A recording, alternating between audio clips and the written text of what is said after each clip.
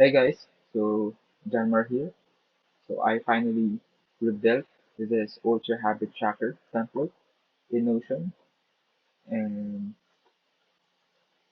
the problem was I incorporated this new Notion native progress visuals, and as you can see, the first thing you will notice in this template is the stunning visuals of all cards, of all month cards, and it might remind you of the themes for the Stranger Things series. So the first thing you will do here in the habit tracker is to go to your current month. For example, here we have January, and you will notice we have a monthly summary and the weekly toggles. So let's say we will go into the first week, and here we will input the date range. Let's say January January 1 to January 7, and that will uh, be inputted there. So that's 7 days. And in this database, you will see your three main habits.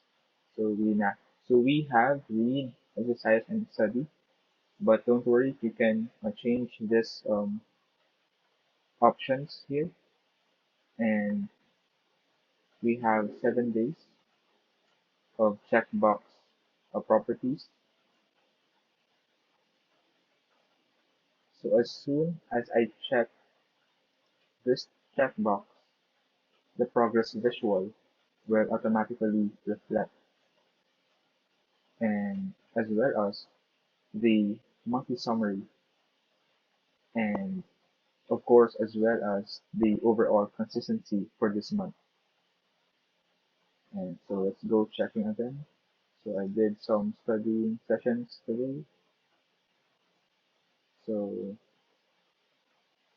it right away it immediately reflected on your monthly summary and overall consistency.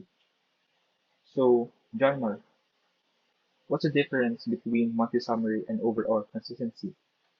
So the main difference between these two, is that monthly summary tracks the individual progress of your habits, while the overall consistency is the average um, percentage of all your habits. So that's the main difference between the two. So let's say I check this one, check, check, check, check, check, check, and right away it will be reflected on your monthly summary and overall consistency. So you might also notice this enormous number of properties here. So I really um, did some work here. I really did some effort here because I really have to manually add each month in this gallery database. So you could take a look at it, right? So here it is.